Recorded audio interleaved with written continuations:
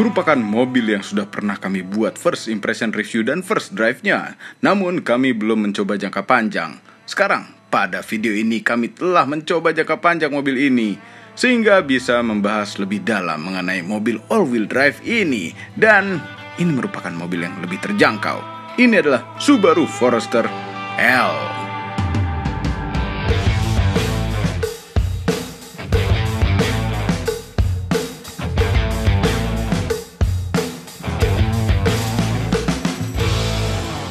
Halo YouTube, selamat datang di channel Motomobi.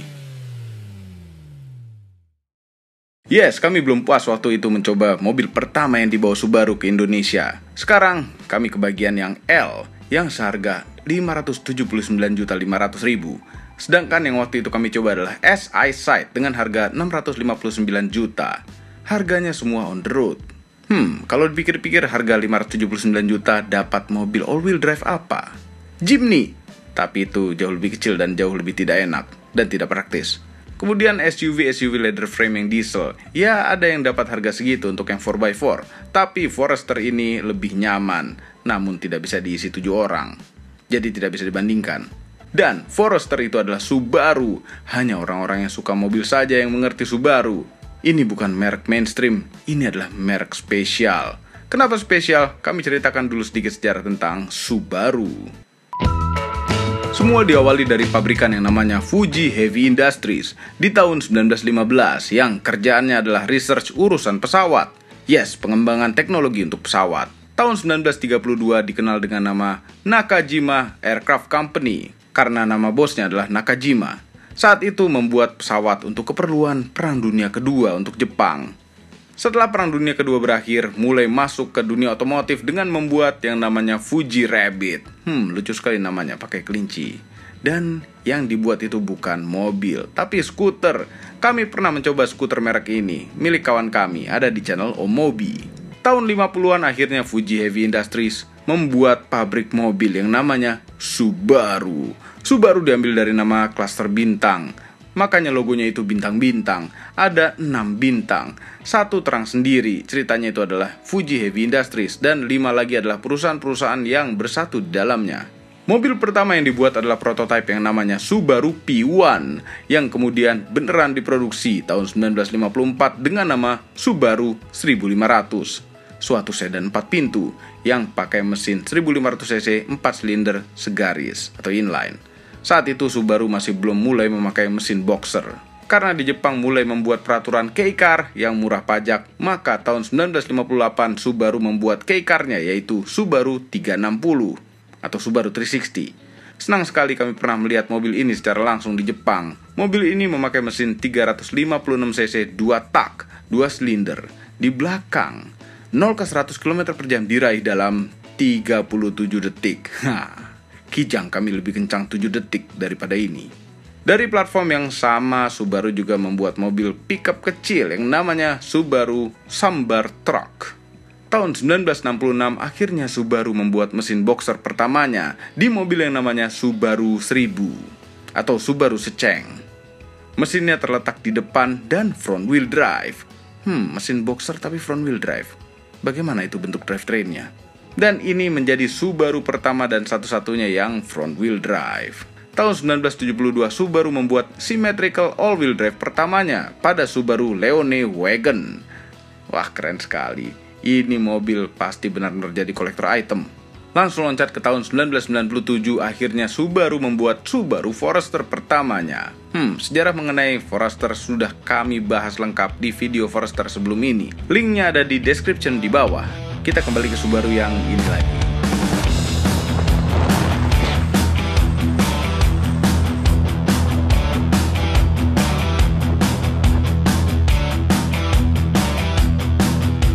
Forester diambil dari kata forest yang artinya hutan dan pakai berarti manusia atau benda yang suka ke hutan atau yang ke hutan-hutanan. Yes, bahwa kata-kata hutan berarti mobil ini mobil petualang, bisa off-road, suka camping. Mengenai off-roadnya sudah kami coba pada video yang dulu itu. Kami tidak mau mencoba lagi karena agak susah nyari medan off-roadnya yang cocok untuk Forester ini. Tempat off-road yang kami coba dulu itu lebih cocok untuk mobil off-road yang leather frame, bukan yang ini. Ini Forester lebih ke crossover yang 4x4, bisa off-road tapi tidak se ekstrim itu. Nah, ini adalah tipe murahnya, tipe L. Apa saja yang hilang dibandingkan dengan S EyeSight? Ya, tipe L yang murah tapi tidak mengurangi esensi dari suatu Subaru, karena ini tetap mesin boxer, symmetrical all-wheel drive, dan pakai platform Subaru Global Platform. Perbedaannya dari luar memang kelihatan sekali. Tidak ada chrome atau silver, spionnya warna body. Ini velg 17 inch dengan ban 22560. Bentuk velgnya kami tidak terlalu suka ya. Cuma ya nggak apa-apa. Tapi ada plus minusnya velg kecil. Nonton video ini sampai habis. Kemudian di belakang tidak ada power tailgate-nya. Kadang lebih baik karena kadang-kadang power tailgate itu suka kesel kalau masuk ke mall atau hotel. Kotor sih ini mobil, belum dicuci. Mesin boxer. Ini kami pinjam dalam jangka waktu yang lama ya, 1 minggu. Kami rasain bener ini mesin boxer. Memang suaranya tidak semerdu mesin V6, V8 gitu. Tapi ada sedikit perbedaan suaranya dibanding dengan inline 4 biasa. Apalagi kalau knalpotnya diganti. Untung saja firing ordernya itu tidak seperti VW Kodok. VW Kodok itu boxer juga seperti ini, 4 silinder juga, tapi ada berjet-berjetnya. Kalau ini nggak, beda. Ini lebih smooth. Sayang suaranya agak masuk ke dalam sedikit. Ini adalah mesin boxer kebanggaan Subaru. 2000 cc 4 silinder menghasilkan tenaga 156 PS dan torsi maksimalnya 196 Nm di 4000 rpm. Menyalurkan tenaganya ke 4 roda melalui gearbox CVT. Mesinnya boxer, berarti beratnya lebih di bawah, sehingga titik berat mobil menjadi rendah, bagus untuk kestabilan. Nah, tapi tidak ada perbedaan di bagian sini dengan yang tipe S EyeSight. Saya menemukan ada bunyi-bunyi di sebelah kanan sisi sini nih. Kapasitasnya enteng. Nah ini kalau di tipe S EyeSight ini rame, banyak sensor-sensor. Ya walaupun dia tidak pakai radar, tapi di sini kameranya banyak. Tetap ada besi di bawah sini untuk naik ke atas, dan ini roof railnya tetap roof rail asli yang menempel pada sasis mobil. Pintunya tetap berat. Nah dari belakang tampilannya ya begini. Knalpot 1 ya sama dengan yang tipe S, cuma ini full hitam semua. Kalau S tuh ada ornamen-ornamen sedikit. Lampunya nggak ada perbedaan, begini juga nih bagian ada LED, ini lampu-lampu biasa. Nah, di sini ada chrome, silver. Kalau ini enggak, nih plain gini aja. Ya, ada yang suka begini, ada yang suka silver, chrome. Kalau kami dua-duanya fine-fine aja. Bagasinya ya tentu sama persis. Bisa dibuka dari belakang sini untuk jok row keduanya, emang cuma 2 row. Sehingga mempermudah kalau masukin barang gede tinggal colek ini. Dan itu spring loaded, dia langsung toeng masuk gitu. Mudah, cuma emang agak berat untuk naikinnya lagi, butuh sedikit usaha. Tapi terlalu sedikit usahanya, terlalu gampang. Enteng sekali, sangat enteng, bahkan lebih enteng daripada mobil-mobil yang nggak pakai spring loaded twang gitu. Ya, dapat ban serep full size, ban yang mereknya temporary use only. Jadi ini ada ban Bridgestone temporary use only.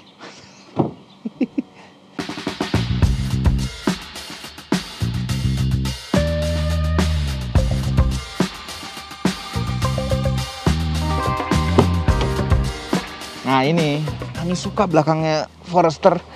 Itu lega sekali. Rasanya mobil ini tuh masih layak untuk pasang row ketiga. Jadi 3 row. Ini dimajuin dikit. Ya, ini nggak bisa maju mundur bawahnya. Tetap segini aja. Nggak terlalu empuk-empuk amat bagian senderannya. Bagian bawahnya juga nggak terlalu empuk-empuk amat. Tapi ini sudah nyaman. Nih. Jarak dengkul dengan jok depan posisi nyetir kami. Ya, tinggi kami adalah 174. Headroomnya masih sangat lega karena ini memang stylenya SUV. Kalau tutup, tuh nyaman. Jadi kalau kita beli ini untuk pakai supir, kita duduk belakang itu enak, lega. Sayang ini belum jok kulit ya, karena ini yang tipe L. Kalau yang S sudah jok kulit. Tapi nggak apa-apa, kadang-kadang enak juga pakai gini tuh, pakai fabrik. Ya lebih nggak licin, kadang lebih dingin rasanya. Ada AC, ventilasi AC belakang yang nyambung dengan blower depan. Ada 2 buah colokan USB biasa. Kantong pintu bisa muat 2 air mineral kecil. Ada tempat naruh-naruh lagi di sini untuk pegangan nutup. Terus ada armrest dengan 2 buah cup holder. Cukup lengkap. Ini keras. Plastik keras tapi ini empuk. Karena ini lapisan kulit. Ini dia molding plastik ini biasa. Terus ini fabrik kulit keras. Enak belakangnya. Kami suka belakangnya. Terus kalau untuk duduk tengah juga itu juga masih lega. Mobil ini tuh dalamnya tuh enak, gede. Ini dapat 3 titik nggak sih sebenarnya? Ini kok ada lubangnya? Oh, dari atas. Ya, ini.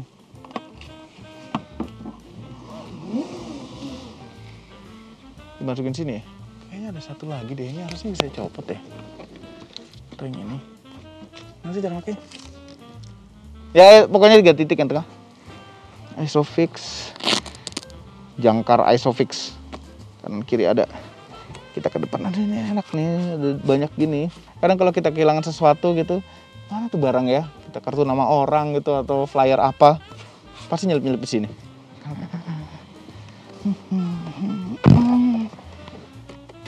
Kuncinya seperti ini. Ini ada logo Subarunya. Logo Subarunya bukan untuk mengunci, tapi untuk membuka. Kuncinya tuh yang nggak ada logonya. Kami tidak terlalu merasakan, naik Subaru, wah keren nih Subaru. Nggak. Interiornya ini walaupun tidak seperti modern zaman sekarang, tapi masih enak dilihat, masih oke. Layar tengah ini yang di atas kami suka, keren gitu. Ada fungsi satu lagi selain layar tengah ini, yang bisa dipencet-pencet di setir untuk ngubah-ubah fungsinya. Cuma memang tidak selengkap yang ada di tipe S EyeSight, karena S EyeSight itu ada urusan EyeSight-nya di situ juga. Dan ada kamera kiri dan depan untuk yang S EyeSight yang bisa tertampil di situ juga. Yang kami heran itu ngeganti satuan liter per 100 km. Kami ingin kilometer per liter satuannya, tapi kami tidak menemukan cara untuk menggantinya. Berarti emang nggak bisa diganti mungkin. Layar tengah ini asik, ada Apple CarPlay yang pakai kabel. Kadang itu enakan pakai kabel karena tinggal colok, kalau disconnect tinggal cabut. Nah kalau yang wireless CarPlay itu kadang kayak zombie, udah dimatiin wifi-nya, matiin bluetooth-nya, masih aja nyambung wireless CarPlay. Heran. Nah, cuma ada minusnya lagi mengenai layar tengah ini, itu kami ngerasa ada agak laggy ya, khususnya di Apple CarPlay-nya. Audionya ini tidak pakai audio Harman Kardon seperti di S EyeSight, tapi suaranya tidak bisa dibilang jelek loh, masih oke-oke aja suaranya. Bassnya lumayan dalam, nada tingginya ya biasa aja, tapi ya ini adalah audio standar, no complaint di situ. AC sama dual zone, shifter sama ya CVT, kan? Nah ini yang berbeda. Nah kalau di S EyeSight ini tuh ada mode-mode off-roadnya.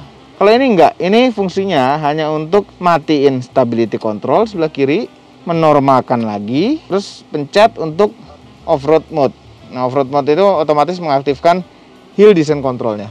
Ya, driving mode-nya juga ada di sini, sport dan intelligent.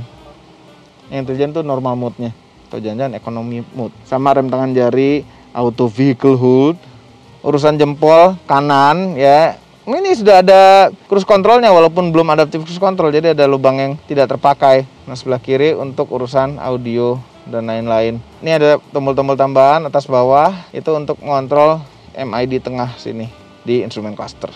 Ya. Ini shifter ada manual mode. Kita ke kanan tuh manual mode. Cuma dia nggak bisa digeser maju mundur. Semua harus melalui pedal shift yang di sini. Jadi ini transmisi CVT yang dibelah-belah menjadi 7 speed. Nah ini yang unik di Subaru, sennya ada di kiri bukan di kanan. Walaupun sudah nyetir seminggu masih suka kebalik juga. Ada auto headlamp, ada fog lamp depan, fog lamp belakang. Belah kanan ada auto wiper depan. Instrument cluster normal standar-standar aja. Ini tidak ada tire pressure monitor. Nah itu di situ tadi tire pressure monitor. Oke, sebelah kanan ada dimming untuk lampu instrumen, pencahayaan instrumen, ada SRH off. SRH tuh kepanjangannya lupa, tapi itu yang lampunya bisa ikut berbelok seiringan dengan setirnya, jadi bisa menerangi arah yang dibelokkan. Electric seatnya itu kanan kiri lengkap semuanya ya, bisa naik turun depan belakang juga lengkap walaupun tidak ada lumbar supportnya. Yang kiri juga sama, cuma bedanya yang kanan tuh ada 2 memory seat dan ini tidak ada lampunya kalau malam, jadi ngeraba-raba tombolnya kalau malam. Jendela depan ada auto, belakang tidak ada auto untuk ngelipat dan ngatur spion. Udah simple begitu aja. Ini ada jendela segitiga kayak mobil zaman dulu karena mungkin kacanya ini gede sekali sehingga kalau misalnya ini ikut kaca ini tanpa ada jendela segitiga itu mungkin nggak muat ke bawah sini karena kacanya gede. Di dalam sini lebih gelap dibanding dengan yang S EyeSight karena tidak ada sunroof. Kami tidak masalah karena ya nggak terlalu sering juga buka sunroofnya dan harganya cukup lumayan bedanya. Ini setirnya udah kulit deh, enak ya, jadi nggak berasa murah juga di tipe yang murah. Bagaimana dengan nyetirnya? Kita jalan dulu sekarang. Karena ini polosan karena nggak ada tombol-tombol untuk buka sunroof. Tempat kacamata. Ini seru juga nih. Ya, karena roofnya itu tinggi, plafon tinggi, sun visornya jadi gede untuk bisa berfungsi dengan baik. Ada kacanya kanan kiri dan ada lampunya. Terus kalau misalnya ke samping sini untuk matahari dari samping masih kurang juga nih, masih bolong, bisa ditambah. Cuma begitu mau balikin ingetin ini dimasukin dulu kalau enggak kena kepala.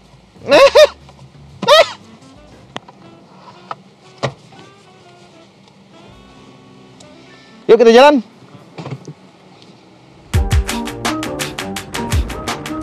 Akhirnya bisa megang mobil ini seminggu. Kami bisa lebih menikmati, lebih merasakan, lebih banyak lagi yang kami ceritakan kepada Anda.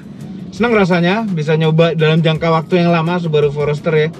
Tadinya kami pikir, wah ini brand Subaru nih membawa kebanggaan gitu nyetirnya. Enggak. Itu ada, tapi yang menonjol bukan itu. Justru yang menonjol tuh adalah rasanya tuh beda. Ternyata mesin boxer yang posisinya lebih rendah daripada mesin biasa membuat titik beratnya itu di bawah itu terasa berbeda pada saat kita kecepatan tinggi menikung-nikung dikit. Subaru Global Platformnya itu suspensinya, nah ini suspensi. Kalau waktu itu kan kami nyoba yang S EyeSight. S EyeSight itu velgnya lebih besar sehingga lebih keras. Kami waktu itu bilang di situ, ini mobil agak keras, bantingannya agak keras di goncangan yang halus. Kalau ini enggak, kalau ini lebih enak. Jadi yang tipe L ini suspensinya terasa lebih lembut, lebih nyaman, lebih enak malah di setirnya karena kenyamanannya. Polder gitu enak. Walaupun yang tipe murah tapi rasanya mewah. Kemudian kami suka jendela yang besar-besar ini membuat ada rasa terang, bukan hanya terang tapi ngelihatnya tuh jelas kemana-mana. 360 derajat tuh ngelihatnya jelas, enak. Dan posisi duduknya walaupun ini kami sudah set paling rendah, tetap ada rasa tinggi karena dashboardnya ini agak lebih rendah, kayak mobil 90s. Jadi nyetirnya tuh lebih enak, lebih santai, lebih nggak was-was. Apalagi kap mesinnya kelihatan begini, kap mesinnya tuh ada lekukan seksinya itu yang membuat mobilnya tuh jadi sebenarnya serasa lebar dan dalamnya lega. Jadi rasa mobilnya ini, oh apakah muat masuk gang ya? Ini mobil agak lebar. Ya kita coba aja rasanya seperti apa masuk gang.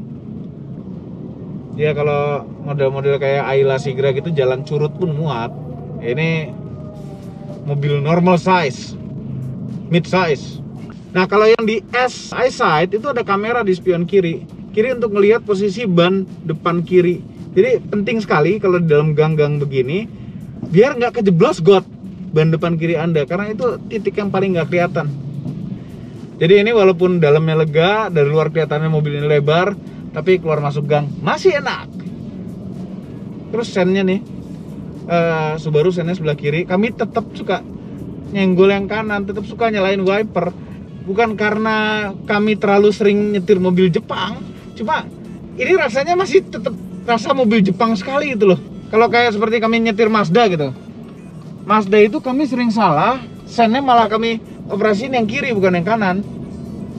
Nah kalau ini kami suka salah kanan ya. Jadi ini mobil rasa Jepangnya itu masih cukup kental. Bicara soal Mazda ya, ini musuh terberatnya mungkin CX-5 ya. CX-5 itu kami lebih suka setirnya, rasa setirnya. Kalau ini rasa setirnya agak kurang direct. Tapi kestabilan tuh ini tuh sensasinya beda gitu, empuk tapi stabil. Gimana sih? Nanti kita coba di tikungan yang agak tajam. Nah, road noise-nya bagus ya. Suara dari luar itu cukup kedap. Di dalam tuh terisolasi dengan baik, walaupun ya sesuai dengan harganya ya. Cuma oke, kami suka kekedapannya. Jadi awalnya kami bilang kan tidak kedap-kedap amat, ternyata setelah dipakai lama kedap. Tuh kan, begitu dibuka kaca langsung berisik. Ini tikungan enak, stabil. Mobilnya tuh ya ada rollnya, tapi ya ini mobil empuk kok. Stabil, enak handling gitu. Jadi andai setirnya lebih direct, itu pasti top sekali. Bener, titik berat tuh benar-benar pengaruh. Makanya mobil-mobil listrik itu baterainya pada di bawah, biar titik beratnya turun dan mobilnya lebih stabil, tanpa mesti mengorbankan kenyamanan. Kemudian rasa remnya oke, tenaganya. Nah ini, kami suka turbo. Tidak ada turbo di mobil ini. Jadi ini adalah mobil 2000 cc biasa.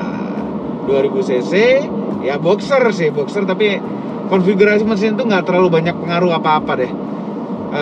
Dan ini mesinnya kan longitudinal ya, jadi drive shaft itu ke belakang, yang ada ke depan juga. Itu pasti power loss-nya lebih besar dibanding dengan mobil yang front wheel drive atau rear wheel drive saja. All wheel drive itu pasti lebih besar power loss-nya. Apakah terasa underpower mobil ini? Tergantung difungsikannya apa. Kalau misalnya untuk sehari-hari, kami tidak ngerasa underpower karena torsinya cukup lumayan ada untuk iseng-iseng ngegas-ngegas dikit, nyalip-nyalip gitu, cukup lumayan ada. Ya. Tapi kalau misalnya kita memang seneng mobil kencang, ini rasanya underpower. Bayangan kita itu Subaru itu kan ya bukan hanya stabil tapi juga kencang gitu. Ya, turbo absen di mobil ini nggak ada. Yang berturbo itu hanya yang 1800 cc, dan itu hanya tersedia di JDM-nya saja, hanya tersedia di Jepang. Sayang sekali. Nah, apakah boros? Kalau di dalam kota kami antara 17 sampai 19 deh, tergantung. Kalau kota Anda itu lancar itu 19, mungkin bisa 110. Kalau macet-macet seperti Jakarta ini 17 gitu ya. Ya standar 2000 cc lah. Yang kami amaze itu adalah di luar kota tol seperti ini, kita jalan konstan 80 km per jam tanpa banyak injek rem, tanpa banyak injek gas yang dalam. Ini mobil bisa 120. Bisa 20 km per liter dengan mudah diraihnya. Berkat apa itu? Berkat CVT sebenarnya. Transmisi CVT ini rasionya itu bisa sampai tinggi sekali, sehingga di kecepatan 80 itu RPM mesin itu bisa di bawah 1500 untuk menjaga kecepatannya. Jadi ini mobil cenderung ke arah hemat. Yes. Tapi seberapa kenceng ya? Kita tes 0-100. Kami sudah bawa alat 0-100 kami ini. Ya, metode pengetesan 0 ke 100 km per jam di Motomobi itu tidak memaksa mobilnya. Jadi hanya memindahkan kaki dari rem pindah ke gas ya. Kita pindah ke sport mode, RPM naik tuh. Traction control segala tetap hidup. AC juga tetap hidup, di freon yang terdingin dan blower AC yang terendah. Jadi ini mewakilkan suasana sehari-hari kalau misalnya kita gaspol seberapa kencang dari 0. Oke. Bismillahirrahmanirrahim. Duh, kok berat banget bawahnya?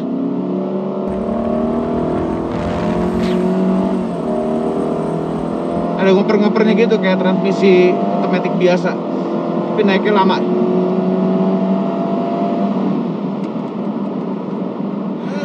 Sayang sekali. Andai ini berturbo, 0 ke 100 km per jam 11,8 detik. Udah sport mode, tapi AC nyala. Turbo, kami butuh turbo.